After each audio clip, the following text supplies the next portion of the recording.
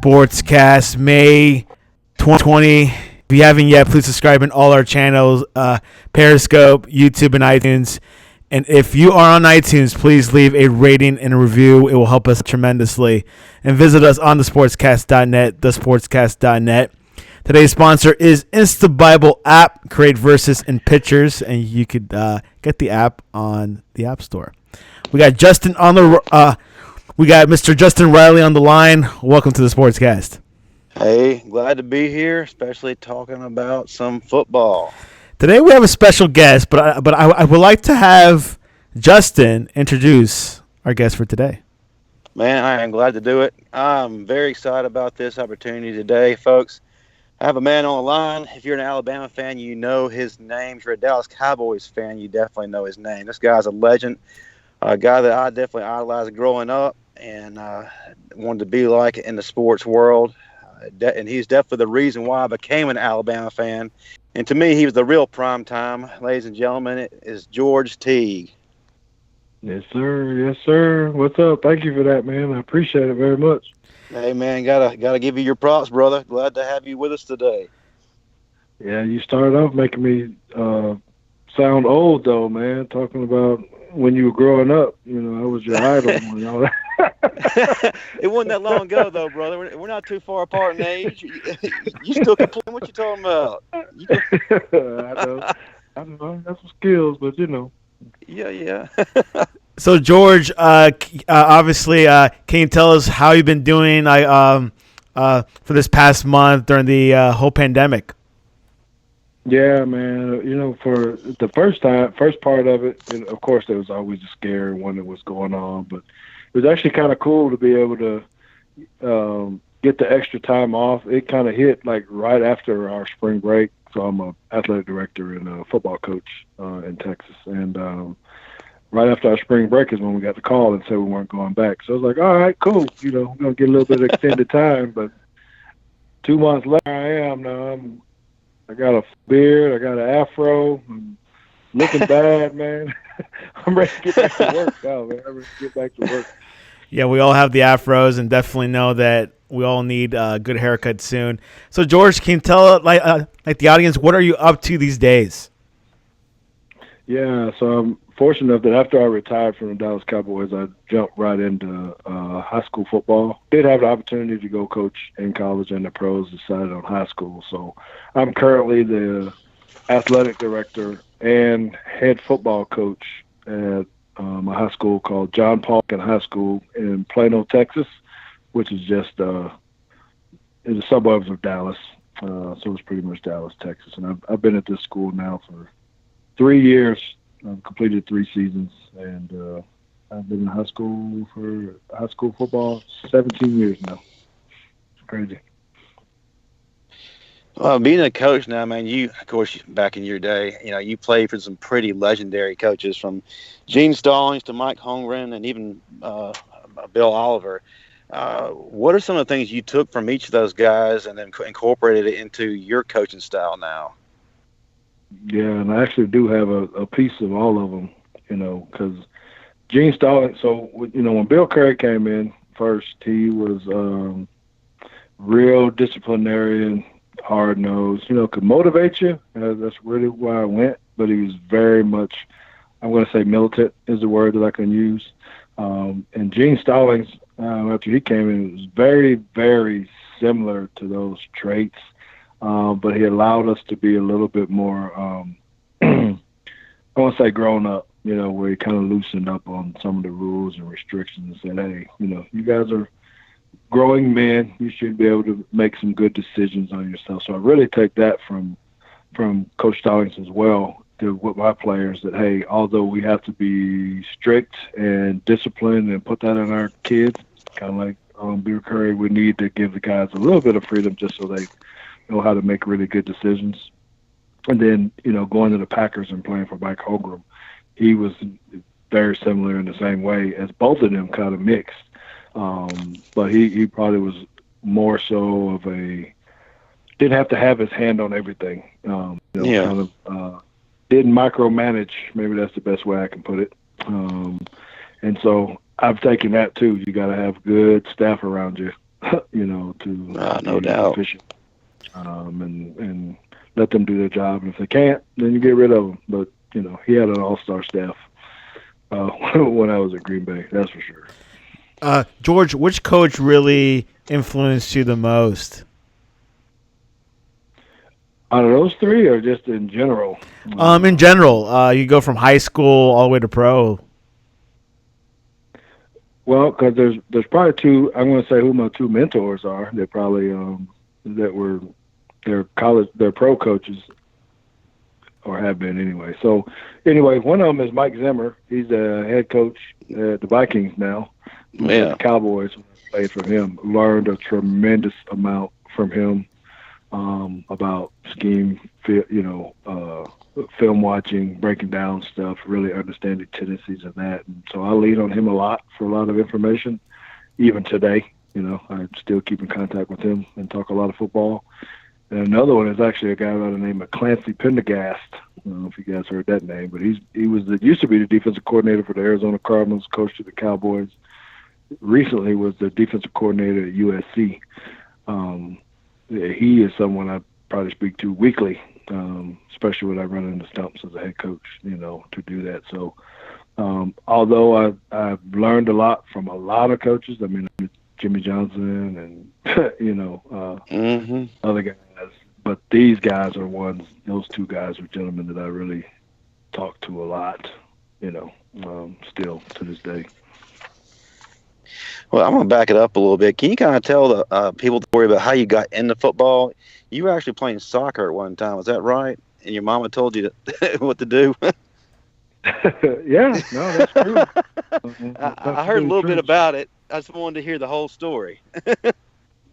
Well, see, so the deal was I was a military brat, right? So I grew up on a military base a lot. We lived overseas a bunch, and right in the middle of my 3rd through 6th grade, I lived over in Germany, where probably some impressionable years, right, when you're trying to figure out what you can do and from sports. So I got into soccer very heavily. It was really, really good. And I actually ended up playing on a German soccer team. That's how good I was at soccer. Ooh, dang. Couldn't speak it, but, so as that started happening, I felt like I wanted to be the next Pele. Hey, man, you could have.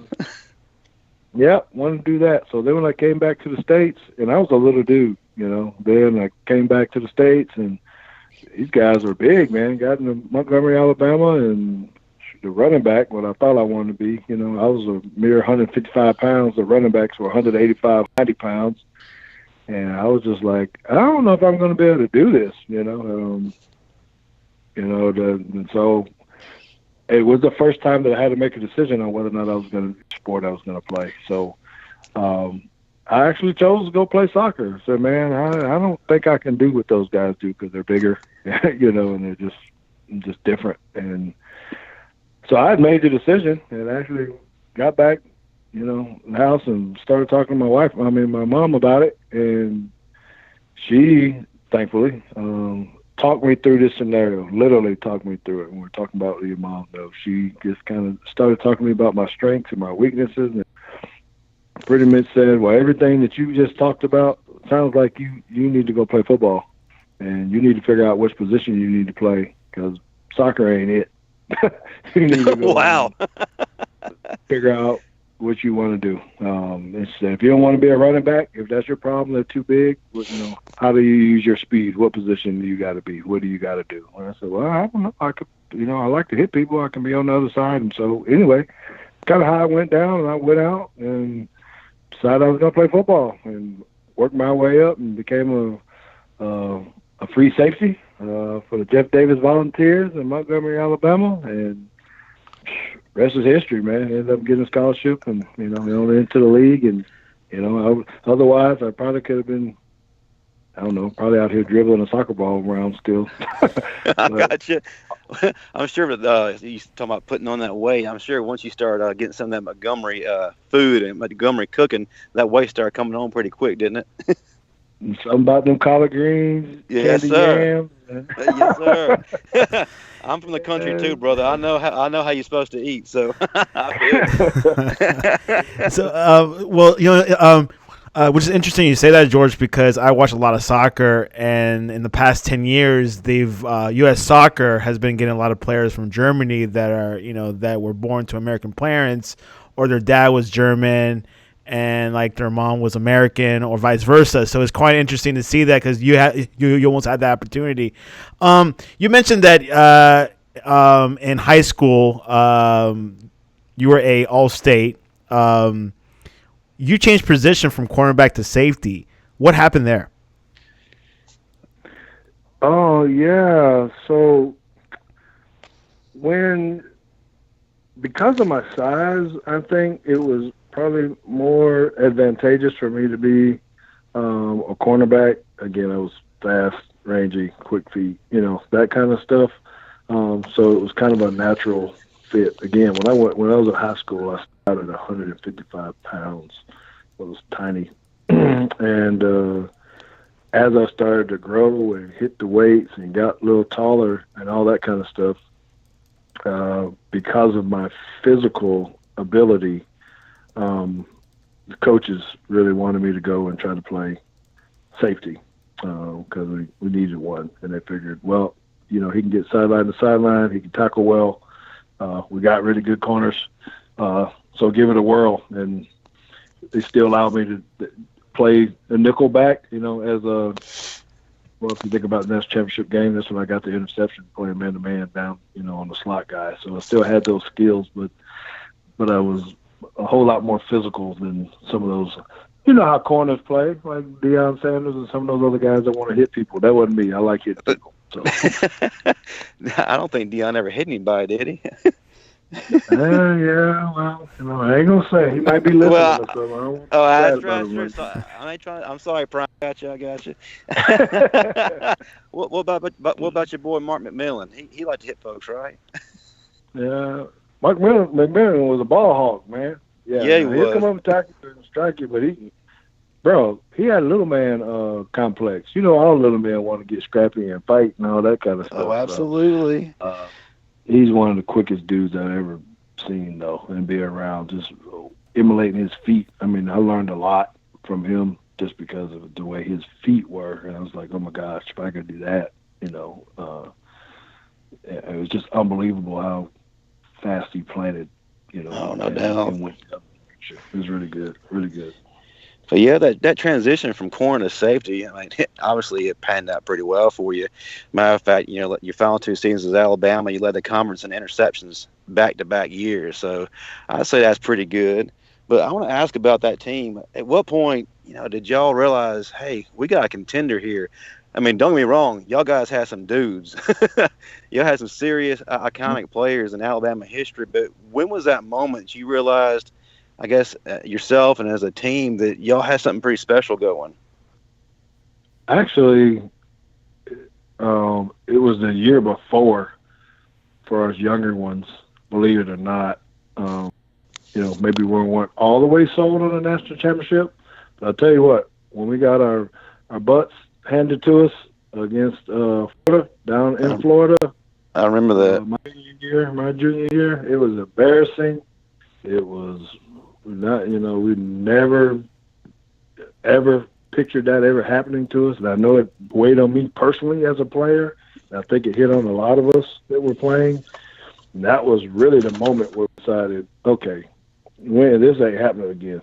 This is Alabama. This is personal. And I didn't lose another game after that, for the remainder. So I think that's, kind of when it started there. But then once we got into the senior year, we were just, like you said, loaded in our defense. We were so fast and so aggressive. I don't know what it was. Maybe I can look up the stats afterwards, but I'm sure we weren't giving up less than 10 points a game. People were lucky if they were getting a touchdown. It had been like a complete fluke for that to happen. And go ahead. No, the goals that we had were that. We were upset, man. The people. We were literally about going to fight in the locker room if you gave up a touchdown. That was the deal. So when it happened, it was like, come on, bro. This dude ain't even that I hear good. you.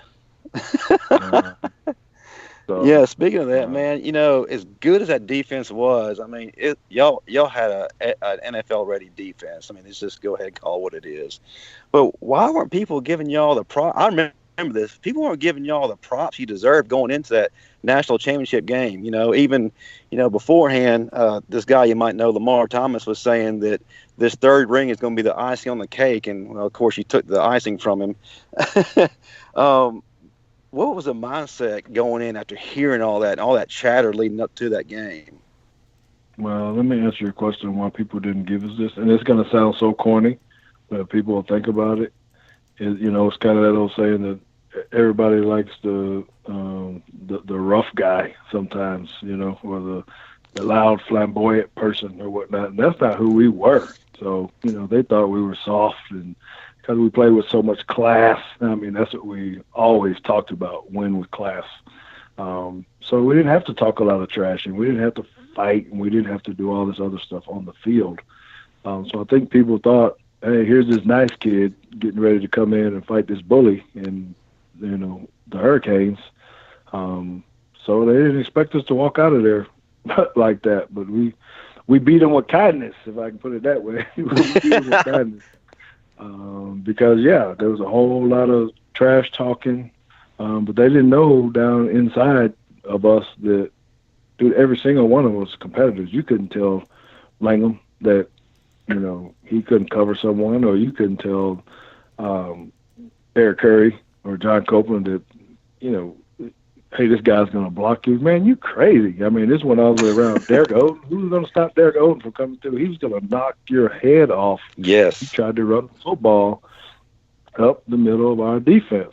It just wasn't going to happen. And if you thought that Tommy Johnson or Willie Gaston or whoever else didn't have some fight, man, that's all we did, compete all the time. So one tidbit for you, I'll give you, that most people don't hear, this would be locker room talk, is we used to compete against each other in our weight room or in the dorm or whatever, literally wrestling. We had wrestling teams where we competed against each other. Me and Willis Bevel, we called ourselves Axe and Smash. I like that. So demolition. We challenged. Yep. We challenged anybody, didn't matter, wide receivers, linemen, whatever. We're going to do tag team wrestling, and somebody was going to get their butt kicked, and they were going to lose. And, although we were fighting with each other, it built a bond that when we got ready to fight against someone else, no, you don't pick on our brother. So is there any film of that that was lost that we might can have reemerge and maybe put together like a Last Dance type thing for y'all? Absolutely not. That's totally against the rules. So George, how would you compare the Alabama era back then compared to right now? What's going on with Nick Saban? Is it? Would you say there's a lot of similarities, or what are your thoughts? No, I think there is. Even though the times are different and the way you have to play the game is a little bit different, I think why there's similarities is because of who Nick Saban is. Meaning, is what I was saying to you earlier. He's disciplined. He's strict. Right? Is that old, military style? Just put your finger on someone and say, "This is what we're going to do to be successful." And that's what Alabama football has been. I think when we got away from it, although we might have had nice guys, nice coaches, they really lost the discipline in the players, and that's not Alabama football. So, yes, we got a lot of talent. Yes, they can know how to recruit kids to get them there and all that stuff. But what I see is the hard-nosed football that, hey, we don't go out here just to play. We're going to try to step on your throat and win, with class, of course. Which I want to piggyback on that. How was the whole recruiting process for you back then? I mean, here on I think the whole sportscast, we do talk about a whole lot about recruitment. How was your experience with that? Man, it was fun. It was fun. Although it was different because we didn't have social media to go post every offer. Thing that I got we used to get the snail mail, so the only thing I could post is I still have a very good visual of every letter that I got, or from every school. Every school that I got a letter from, I pinned it up on my wall. y'all probably don't even know what tacks are or something like that, but I used to tack it up on my wall, so I had a bunch of letters from the schools. But it was really fun to be wanted and pursued, and then just to be able to take the official visits and the trips. It was really, really, it's stressful, but it was good, especially when you get down to the end where you have to make a decision on where you're going to go, because that's a huge decision. But I'll tell you, what sold me in the end, my last little piece was when Bill Curry came into my house and sat there, and I think he had me, my mom, my dad, my sister, my girlfriend, everybody was ready to run through the wall, and it was like, all right, are you coming to Alabama? And I was like, yes, yeah.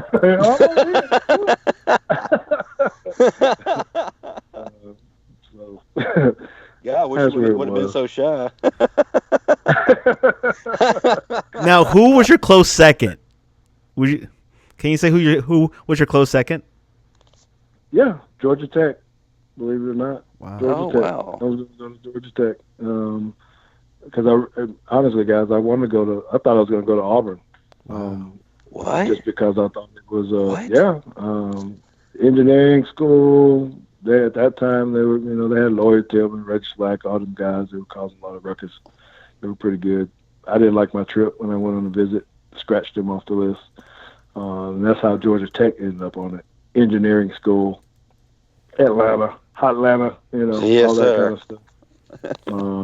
But then they were 1-9 at the time. Nah, can't do that either. And then Bill Curry came in and said, "What we waiting on?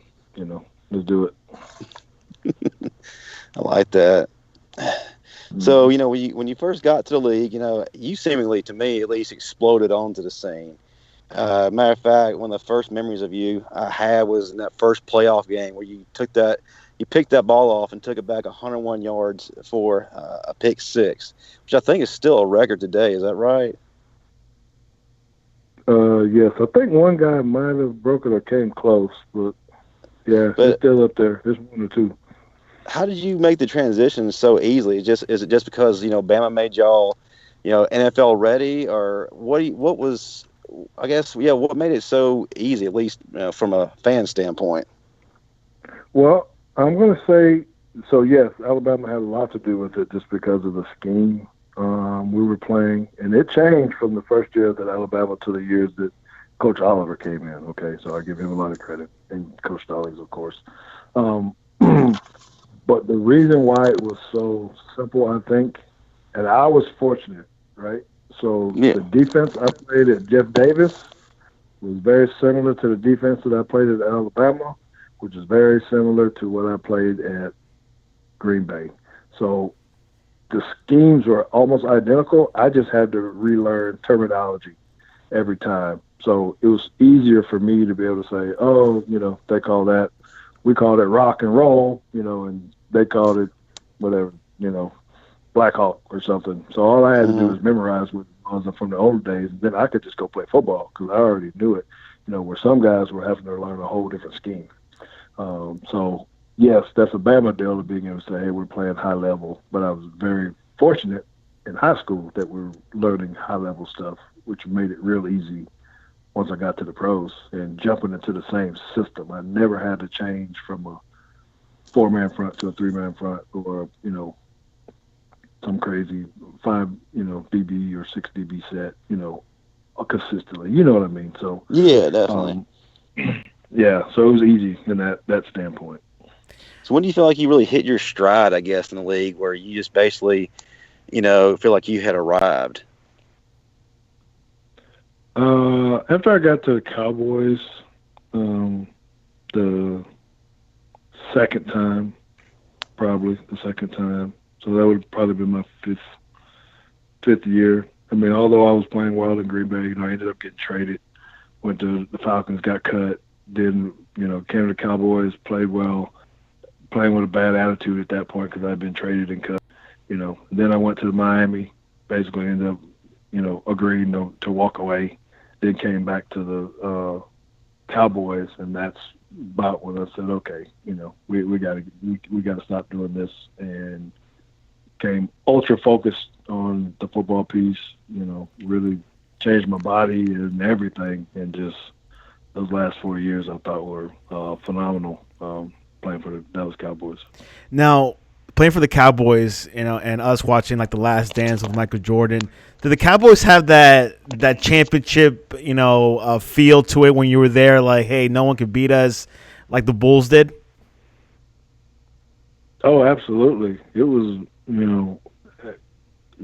so my first year coming in, they had just come off of those 3 Super Bowl championships.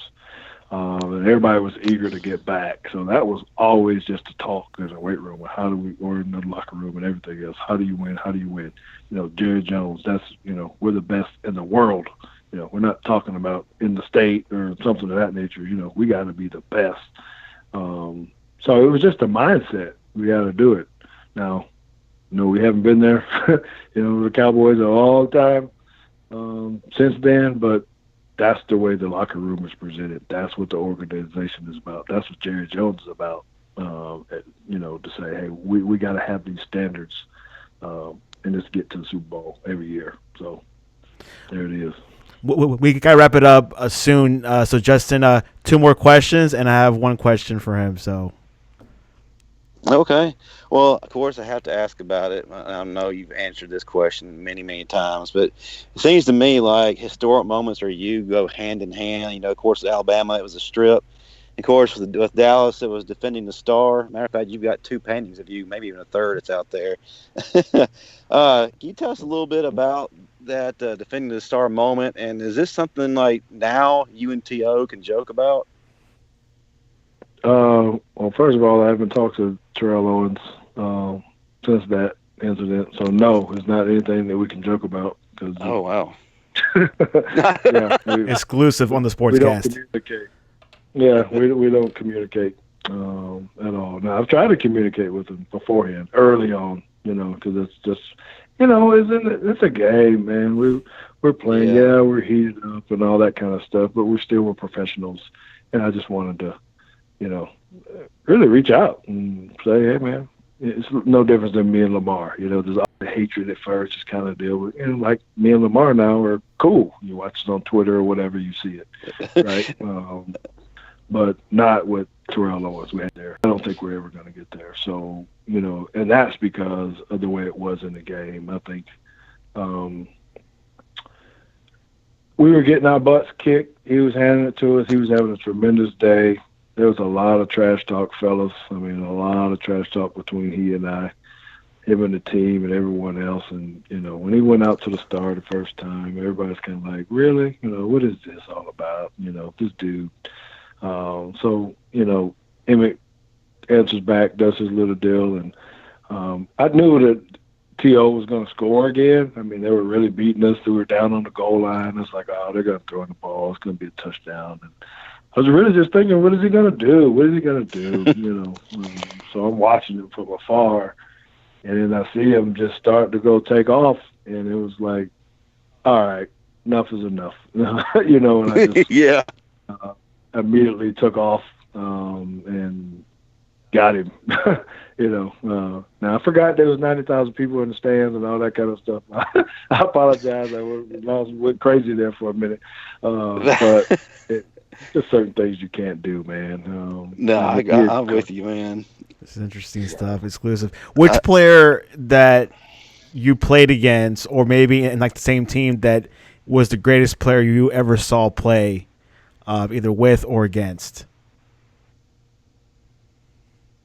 Well, that ain't fair. It could be T.O. Yeah, so I'm going. Yeah, right. So I'm going to answer your question. I'm going to give you a solo answer, but I need for all your listeners to think about what I'm about to say. Right. So when you say that, the people I've played with: Dan Marino, Reggie White, Deion Sanders, Emmitt Smith, Michael Irvin. What else? Did I say Troy Aikman already? Not yet. Sterling Sharp. I mean, I can go on and on people I played with. People I played against. Barry Sanders, Reggie Moss, Jerry Rice, Metcalf, I mean, shoot. With Tim Brown, so, these are all Hall of Famer guys that either had to tackle or Terrell Davis. Shoot, you keep adding them. Wow, that's a tough Right. list. So there's a lot of dudes when I say that, but the what I would nail it down for one for you that I say that I would think is the best all time, and that would be Barry Sanders. Just because that is the one guy that scared me to death.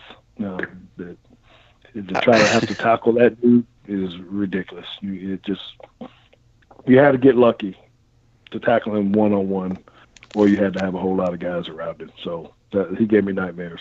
It's been confirmed, Justin. It's been confirmed. Barry Sanders is great. Well, I can't disagree there, man. Even if there were a ton of people around him, that son gun could still squirt out of there and take it yard. I've never seen anything like him. I don't know if I've seen anything like him since. Yeah, I gotta agree with that, man. Because if you didn't think, when the coaches say we need all 11 guys to the ball, that's what he meant. Because if you took one guy off or some guy that, they got him, then all of a sudden he's running out of there. Nah, bro. You might not have him, so you better get everybody there and hold on. So who's a better high stepper, you or Dion? Come on now.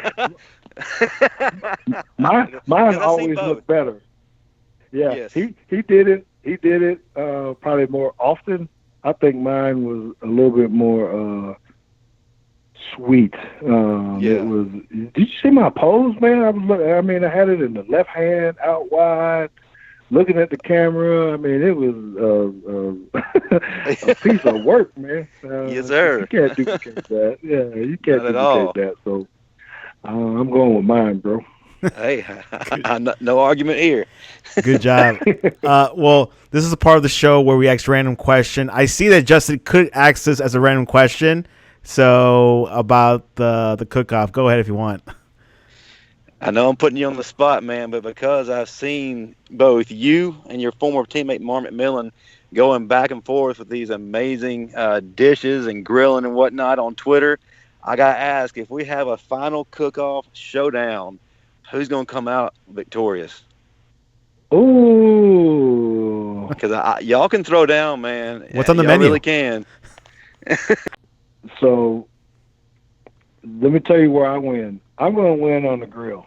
We go out on the grill, and we got the coals burning and all that kind of stuff. I'm gonna toss some things up on him that he might not be ready for. He's doing good with his little steaks and all that kind of stuff, and I got those two. I think I can lay it down on the grill. Now, I'll be honest and say I don't know if I can handle him in the kitchen, on the stove, or whatever. That ain't my deal. He likes to cook in there and do all that other kind of chef stuff like that. I can't. That ain't my expertise. So if you want to narrow it down to the grill and we out back, having a brew and got some meat and veggies. I got him. I ain't got my own sauce like him, that old grilling McMillan with that special sauce, whatever it is he has. But maybe it's time, man. I can put it down on the grill now. I can put it down. Well, if it does happen, promise me we'll see this stream live in some way, because this is epic stuff. But George, what will be? See him a lot? Go ahead. I was saying I get a chance to see him a lot, actually. So maybe we'll try to work out something and do something fun. But at some point in time, I'll make sure to let him know. So what will be on your menu? What would you cook? So who's judging? Are you the judge, or what Justin and I guess we'll just be the judge. Well, and I gotta have parameters, because I don't know if you're looking at the way it looks, the way it tastes. Because I would do something different. I wouldn't put some more of that the lobster back on the grill. Man, son. I got to put the lobster on there, because most people don't really know. And you really have my corn, so everyone sees all the meat. But the way I cook my corn, I ain't gonna tell you the seasoning I put on my corn when I put it in there. Oh my gosh, my family about to bite their fingers off, because they're like, "Man, what is this?" So got the seasoning on there. But everybody cooks their ribs different. I cook my ribs like Alabama ribs. They're not St. Louis ribs. You know, that I Man, there's cook only like, one way to cook ribs. You're right, Alabama Alabama style. style. By the way, yeah, you Memorial Day know. weekend is this weekend. Perfect time for a cook-off. Sportscast Oh, that's challenge. funny. Yeah. So hey, man, we can do something. Yes, We'll sir. put it around the game. Have y'all come down here to a Cowboy game, and we'll do it Oh, out in the parking lot. absolutely. And I he, mean, I need a team now since you had me uh, denounce my allegiance to my other team. So I mean, if That we was too entertain with you funny. on Twitter. Yeah, I'm sorry, but I had to do it. I was like, okay, how we gonna work this angle right here to see if I can get him to. And well, at least I didn't tell you to say that the Cowboys were the best. I just wanted to, say something about the Steelers or the Ravens or, one of those guys up there. Cause, hey, man, I played against Bam Bam Morris. Oh, So, geez, uh, that's a yeah, big dude. yeah. I remember Man, who him. you telling? Oh man, that's a different topic. I had to talk about him and Bettis. So them guys is different football, man. That was that hard nosed running That football. was grown men football back then, man. Yes, sir. I That's why I bet had you to put on still. some weight. Yeah, I hear you, brother. anyways, this Mhm. part of the show where I have some closing words. Let's begin with Justin, and then we'll go to George, and then I'll finish off. All right, yeah, man. Again, I can't thank you enough for coming on today and talking with us knuckleheads, man. Like I said before, and I said to you many times, you're the main reason I became an Alabama fan, and it's just really an honor to get to talk to a guy that you looked up to growing up, and just amazing career. And every time I see any of your historic moments, I still get chills. And it's something I'm going to always carry with me. But yeah, it's just been amazing to talk to you and get to know you even more. And definitely looking forward to that grill off if we ever do put it together. This weekend. Oh yes, sir. So yes, sir. George, and Uh, any closing words for you? Any words you can say out there for aspiring high schoolers that want to be in your position, playing professional or playing college one day? yeah, yeah, absolutely. And I was going to say, that I've been blessed and fortunate enough to be around some really good people, some really good coaches. I've had to deal with adversity and things of that nature. And nowadays, these youngins, they think that uh, things they always have to be perfect, and that's not what life is really all about. We have to overcome things all the time. So, whatever people may be going through, know that you can rely on your parents or your coaches or your church or whatever it is, and don't ever give up on your dreams because you don't know what's going to happen. Just like I didn't know if I was going to be playing soccer, just being an engineer or whatever. It was one conversation that I had with my mother that changed the outcome of my life today. And that was just taking great advice of someone who cared. And, that led me to being where I am talking to you guys today. So thank you guys, for taking an interest in me and interacting with me. I love talking to people. I love Alabama football. I love the Dallas Cowboys. I am a big fan, too. I get crazy at the games. I like to keep it real. I like to have fun. So I just hope everyone will, come join me whenever you can. Follow me on Twitter and Instagram at Teague Football. At Teague Football. That'd be great. Love to interact with you. Very inspiring, and one of the most inspiring photos. I know that you've done a lot of great moments, but is the one that you were carrying the American flag after the whole events of back in September 11th of 2011 of '01, and that was a very very inspiring moment. And really appreciate you coming on to the Sportscast, Justin. Take us off. Well, I had a great time again. Just really looking forward to some football season. If anyone needs to get in touch with us, you can find me on Twitter at Justin Riley7, and then on Instagram at Justin Riley_7, or follow us on the Sportscast at the Sportscast1. I'm doing a live tweeting on there as well. So if you need me, you can find me. And if something that is going on about Alabama football, you better believe I'm going to be talking about it, and so is George Teague. And there you have it. Mm-hmm. And you can follow us at thesportscast.net, thesportscast.net, or on Twitter at thesportscast1.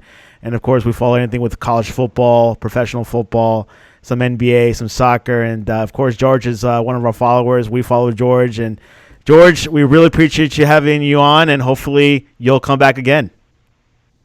Absolutely, man. I appreciate it. Thank you guys very much. See you guys. You're welcome. Roll Tide. Roll Tide.